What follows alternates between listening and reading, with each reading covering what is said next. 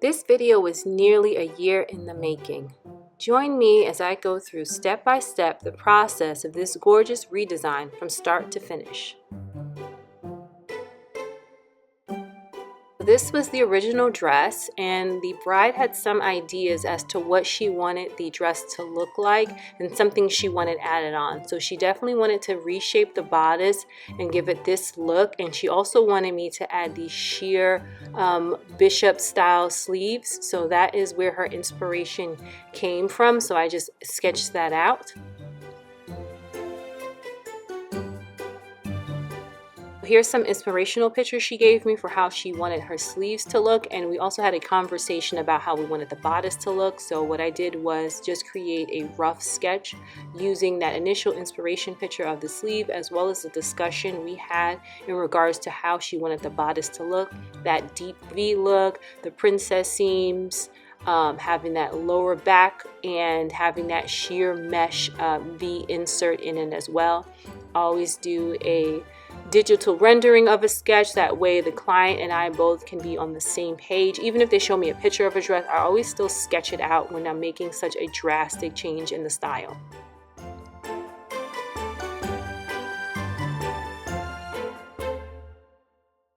So this is the first fitting, and this is just based on my ideas and her input. This is what I came up with. You're going to notice like there's going to be a lag in between fitting. Then we'll talk a little bit about that, and just any future seamstresses, just some tips on how to handle so I definitely need to work on that neckline. It's a little bit too high. It's not as low. That V is not as low as she'd like it to be. So we definitely need to give that V neck a little bit more shape, make it a little bit lower. And now I'm starting to focus on like the line placement, like where I'm putting these princess seams, how these side seams are looking, how high or low the waist is. So then I just take those. I always take photos for every one of my fittings, and I just go back and I mark those photos, because that's going to help me going forward. And it was particularly important for this project going forward, what I needed to fix. Does it look different from before? Did I make any significant changes?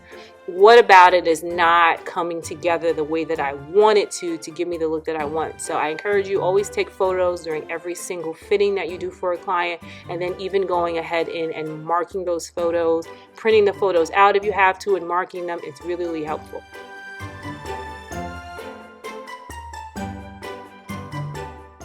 Here we are for the second fitting, and if you notice that there was a big jump in between fittings, you are not crazy. There was a significant jump.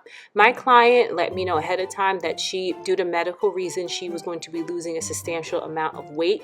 So that is why we sort of like spaced out the fittings, just to give her a chance for her body to settle in and for us to make any adjustments along the way. So that's why you see that big sort of leap in between fittings, and just the way the structure of the dress changed just based on those fittings. And she did let me know ahead of time, and that's the steps you should follow if you find yourself in a situation as a seamstress where the client intends to either intentionally, for medical reasons, lose a significant amount of weight.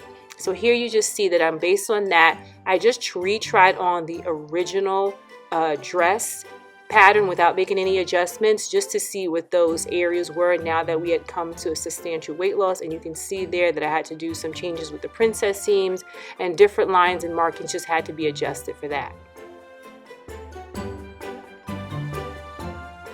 Okay, so this is our third fitting, and this is the first time that I've actually taken the skirt of the dress that I used. So basically she bought two dresses to make sure that the fabric was in sync, and I just cut the skirt part, and I've been using it for the bodice. Now I'll get to why sometimes you can run into some trouble when you go this way.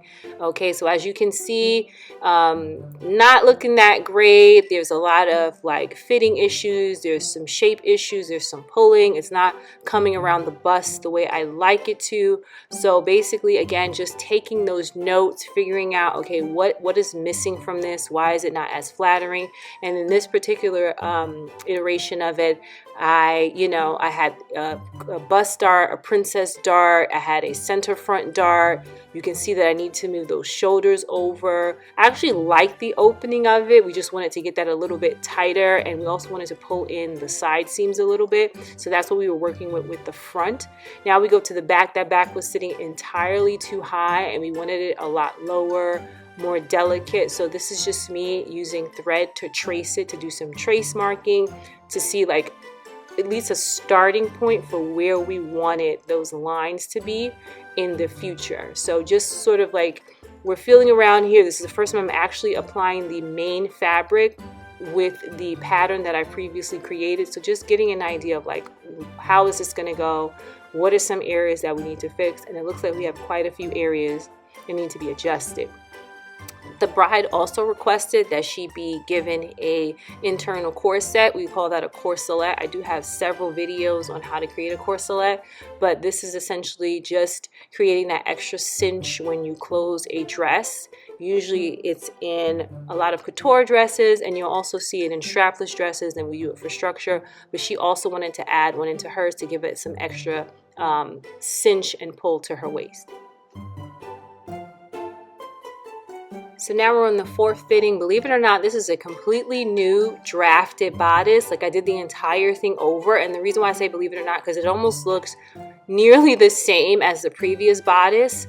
So at this point I'm looking at it and I'm making the adjustments, and I'm moving the princess seams around because there was some bunching in the princess seams and they weren't that smooth. Those are tricky seams to manipulate because them laying properly and neatly is so noticeable. If it's ill-fitting, if it's not properly fitted, they're very, very noticeable seams.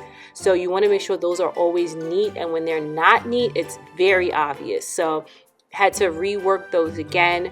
Now for the back seams, so I finally got the back seams. We lowered everything a little bit more, and I'm noticing like there's like bunching at the top of the back seams here, and they're not closing around the arm size the way they should be. So there's some pinching there. You can see that I added the pins to kind of say, all right, there's some pinching here. This is not giving the look I want. And at this point, I'm also thinking the back is still just a tad bit too high for my liking. So we go on now to essentially take it apart and try again.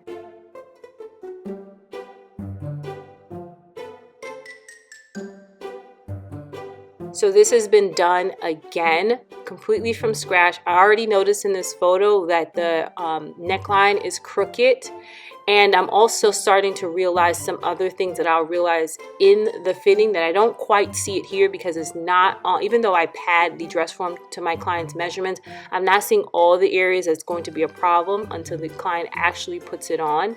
And this is where I'm noticing, and you'll see a close-up of this, it's completely off center. That neckline is not nearly as sharp as we like it to be. And this is the only picture I have for that fitting because it was just such a lot and I had to do so much work to it that I was only able to get the initial fitting photo done. You can see like this is probably the least flattering iteration of this bodice.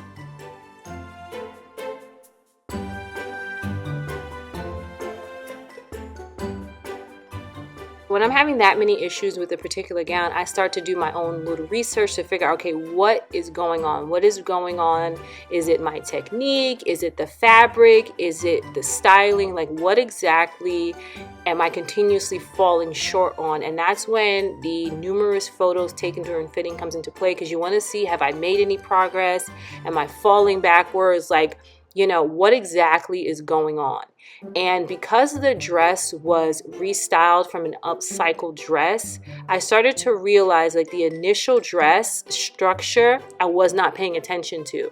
So I didn't realize that the manufacturers had not only lined the main bodice fabric, they also lined the lining, which made a huge difference because a lot of times when I was pulling in the dress with that internal corset, it was pulling it and dragging it, and it was making the bodice really, really misshapen.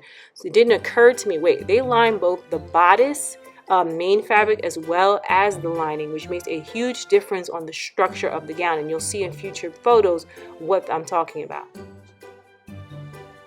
What I also did, which is important, I went and I just looked up similar images to the dress we were trying to style, as well as similar upper body types or body types of the client itself, and tried to figure out what structures and what lines are the most flattering. And what I learned is that I wasn't wrapping her waist properly, and that the lines needed to flatter her waist and her bust, because her waist was significantly smaller and her bust had pretty much stayed the same. So you wanted to flatter the fact that she had a smaller waist area but still about the same size bust. So I realized that the lines had to start moving around a little bit, and then I had to start also taking away some lines.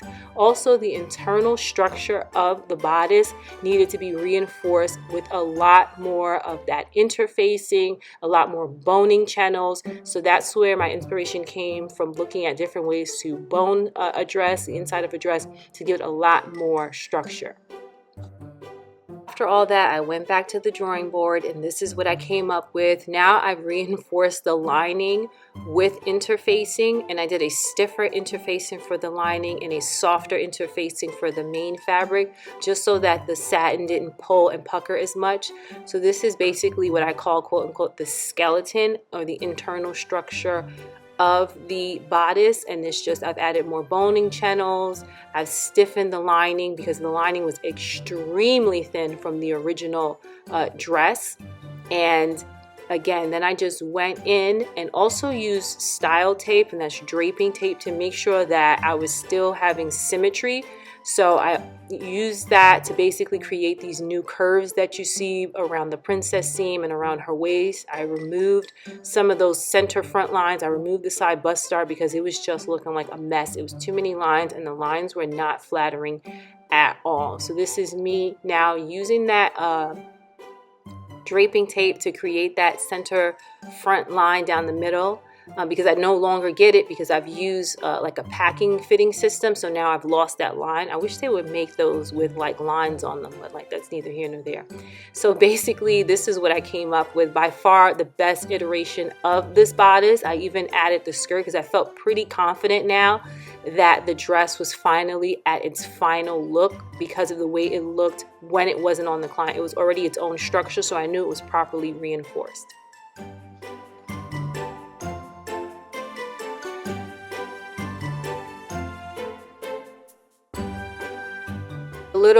A month away from the wedding, and this is her nearly last fitting of this dress. I've added the horsehair braid. The bodice looks excellent, so much better than it looked before. The sleeves look amazing, and this dress is finally coming together the way she and I have wanted it to. So this is what the dress sort of looks like.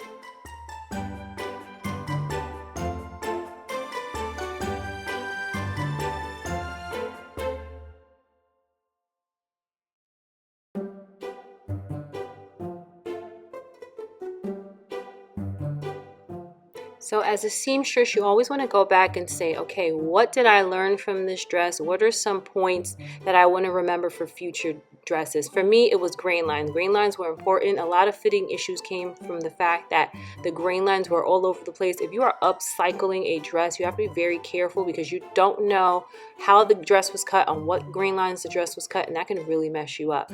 Reinforcement, making sure that you have the proper interfacing so that dress has the proper structure. Lines, lines, lines, making sure that the lines you're putting in place are going to flatter the person that's going to wear it, that is going to complement them, that you're just not arbitrarily putting lines on the dress because that's what the pattern says. Is this going to flatter my patient? Is this going to flatter my client's body? Is this going to make them look better? And essentially the biggest one for me is take a break. Sometimes a lot of my breakthrough moments came from me when I took a break and was like, oh, okay, that's why I'm having this issue. That's why I'm having this problem. So anybody that's a dressmaker, seamstress, these are just some of the things you should reflect on. What did I learn?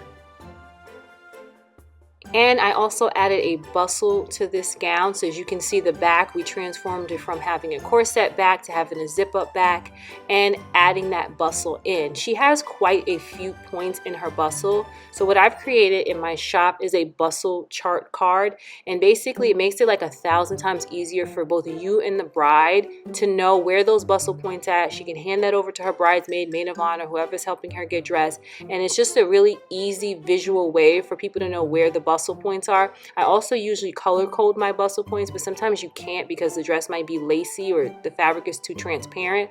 So this card is really helpful to sort of like let the bride know and whoever's helping her know where those bustle points are. These cards come in about 4 iterations of just like ball gown, fit and flare, A-line, just about the 4 basic dress types. I have them available in both my Etsy shop and my website. Again, these are just a great tool. You can print them out for your own business. Brides can buy them just so you have an idea to say like, okay, how is this supposed to get bustled? We've had a couple of glasses of champagne. None of us remember, and a lot of brides do pay to have this extra added to their dress so that they are comfortable the whole night. So we really, suck if you could not bustle the dress because now that you're not in front of your seamstress, you have no idea what those points are. So again, this is available in both my Etsy shop and my website, and it's called the Bridal Gown Bustle Chart, and it's just an easy way for you to be able to mark your bustle points for either your bride or just for someone to be able to help a bride get dressed.